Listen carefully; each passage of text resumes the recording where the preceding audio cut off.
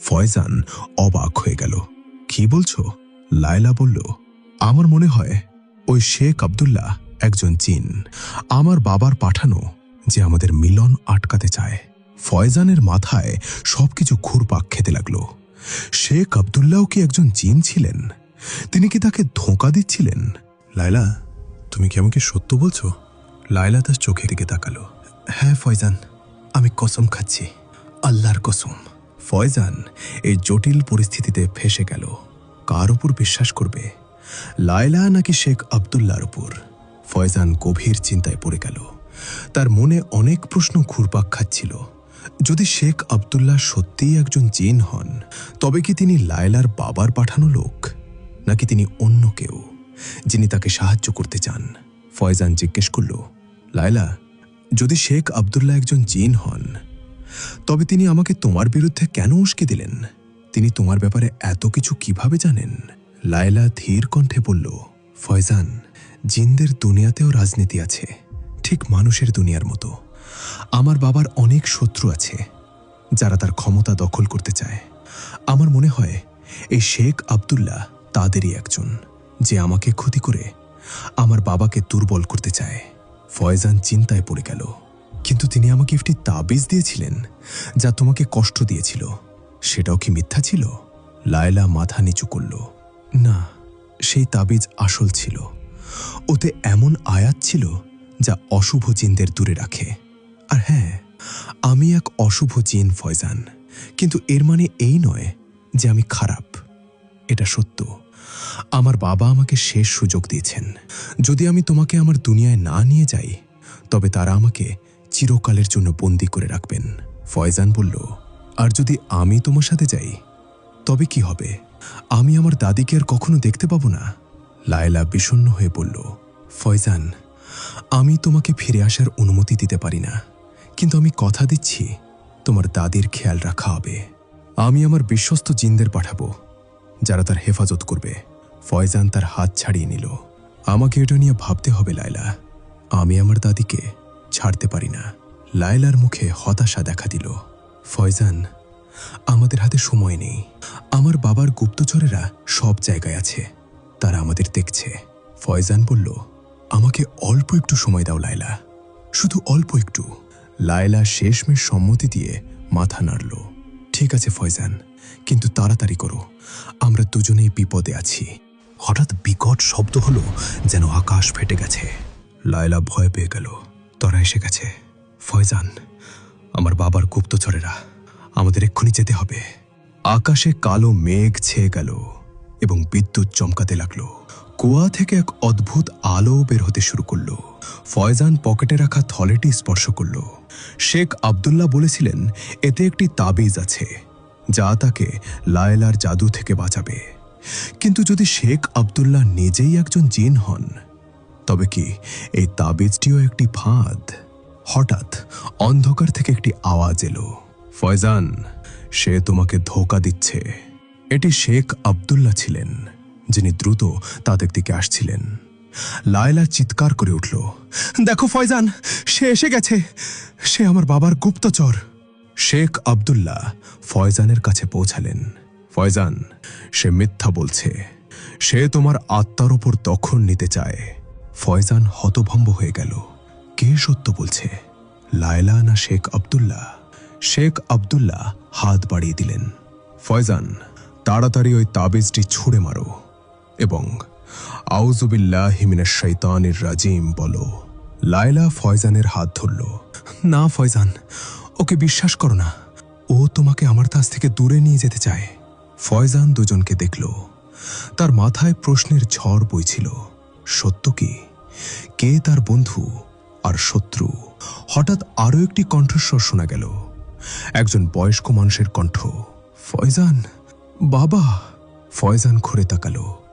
সেখানে কিছুটা দূরে তার দাদি দাঁড়িয়েছিলেন। দাদি, আম্মা, আপনি এখানে কি করছেন? তার দাদি এগিয়ে এলেন। বাবা, আমি তোমার অপেক্ষা করছিলাম। যখন তুমি বাড়ি ফিরলে না, আমার চিন্তা হলো। লায়লা এবং শেখ আব্দুল্লাহ দুজনেই ফয়জানের দাদিকে দেখে অবাক হয়ে গেলেন। দাদি ধীরে ধীরে তাদের দিকে তাকালেন। তাহলে এই সেই জিন মেয়ে যে তোমাকে ধোঁকা দিয়েছে। তিনি লায়লার দিকে ইঙ্গিত করে বললেন। তারপর শেখ আব্দুল্লার দিকে ঘুরে বললেন, আর তুমি যে নিজেকে মানুষ বলে পরিচয় দাও, তুমিও একজন জিন, তাই না? ফয়জান অবাক হয়ে গেল। দাদি আম্মা, আপনি কিভাবে জানলেন? দাদি হাসলেন। বাবা, আমি অতটাও বোকা নই। আমি জানতাম তুমি কোনো বিপদে আছো। আমি তোমার চিন্তা করছিলাম, তাই আমি তোমার পিছু নিলাম। ফয়জান লায়লার দিকে তাকালো, যে তখনও দাঁড়িয়েছিল। তার চোখে পানি ছিল। লায়লা, তুমি আমার সাথে মিথ্যা বলেছ। লায়লা মাথা নিচু করে নিল। ফয়জান, আমি মিথ্যা বলিনি যে আমি তোমাকে ভালোবাসি। এটা সত্য। কিন্তু হ্যাঁ, আমি তোমাকে আমার দুনিয়ায় নিয়ে যেতে চেয়েছিলাম, কারণ আমি তোমাকে আমার কাছে রাখতে চেয়েছিলাম। ফয়জান তার দাদির হাত শক্ত করে ধরল। আমাকে মাফ করো লায়লা, কিন্তু আমি আমার দুনিয়া ছাড়তে পারবো না। দাদি কুরআন শরীফ উপরে তুলে আয়াতুল কুরসি পড়া শুরু করলেন। আল্লাহ লা ইলাহা ইল্লা হুয়াল হাইয়ুল কাইয়ুম। যেমন যেমন তিনি আয়াত পড়তে থাকলেন, লায়লা এবং শেখ আব্দুল্লাহ দুজনেই অস্থির হতে শুরু করলেন। তাদের মুখে যন্ত্রণার ছাপ ফুটে উঠল। হঠাৎ তীব্র আলো জ্বলে উঠল এবং ফয়জান যখন আবার তাকালো, লায়লা এবং শেখ আব্দুল্লাহ অদৃশ্য হয়ে গিয়েছিলেন। কুয়াটিও এখন সাধারণ কুয়ার মতো দেখাচ্ছিল, কোনো অদ্ভুত আলো ছাড়াই। দাদি দীর্ঘশ্বাস ফেললেন এবং কুরআন শরীফ বুকে জড়িয়ে ধরলেন। চলো বাবা, এখন সব ঠিক আছে। ফয়জান দাদির সাথে বাড়ির পথে রওনা হল। হৃদয়ে অদ্ভুত এক অনুভূতি, স্বস্তি এবং দুঃখের মিশ্রণ। অনেক দিন কেটে গেল। ফয়জান তার দাদির সাথেই রইল। সে তাকে সব রকমভাবে খুশি রাখার চেষ্টা করত, কিন্তু তার হৃদয়ে অদ্ভুত এক শূন্যতা ছিল, যেন কিছু হারিয়ে গেছে। একদিন যখন সে জঙ্গল থেকে কাঠ সংগ্রহ করে ফিরছিল, তার পা পুরনো কুয়ার দিকে মোড় নিল। সে সেখানে গেল, কিন্তু কুয়াটি এখন একটি সাধারণ কুয়া ছিল, যাতে পানি ছিল। একদিন যখন সে মসজিদ থেকে নামাজ পড়ে ফিরছিল, তার দেখা হলো এক মেয়ের সাথে, যে তাদের গ্রামে নতুন এসেছে। নাম আমিনা, যার পরিবার পাশের গ্রাম থেকে এসেছিল। আমিনা সুন্দরী ছিল, কিন্তু তার সৌন্দর্য ছিল ভিন্ন, সরলতা এবং সততার সৌন্দর্য। ধীরে ধীরে ফয়জান এবং আমিনা কাছাকাছি আসতে লাগল। অনেক মাস পর ফয়জান তার দাদিকে বলল যে সে আমিনাকে বিয়ে করতে চায়। দাদি খুশি হলেন। বাবা, আমিনা খুব ভালো মেয়ে। আল্লাহ তোমাদের দুজনকে সুখে রাখুক। বিয়ে ঠিক হয়ে গেল এবং সারা গ্রাম খুশিতে ভরে উঠল।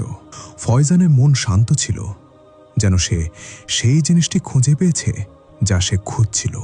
বিয়ের আগের দিন ফয়জান তার ঘরে বসেছিল, তার বিয়ের পোশাক দেখছিল। হঠাৎ সে একটি কণ্ঠস্বর শুনতে পেল, একটি পরিচিত কণ্ঠস্বর যা তার হৃদয় ছুঁয়ে গেল। ফয়জান! সে চমকে উঠে দাঁড়ালো এবং চারপাশ দেখল। ঘর খালি ছিল। ফয়জান! আওয়াজটি যেন দূর থেকে আসছিল, যেন বাতাসে ভাসছে।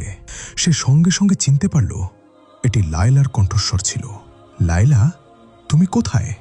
ঘরে কেউ ছিল না, কিন্তু আবার আওয়াজ এলো। ফয়জান, আমি তোমার সাথে কথা বলতে পারি না।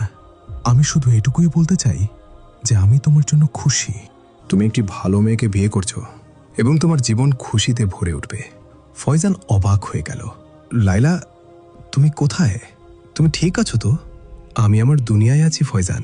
আমার বাবা আমাকে ক্ষমা করে দিয়েছেন এবং আমাকে আমার ভুল থেকে শেখার একটি সুযোগ দিয়েছেন।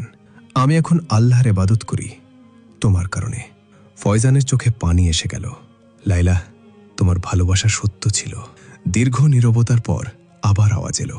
হ্যাঁ ফয়জান, আমি তোমাকে অনেক ভালোবাসতাম এবং এখনো বাসি, কিন্তু আমাদের দুনিয়া আলাদা এবং কখনো এক হতে পারবে না।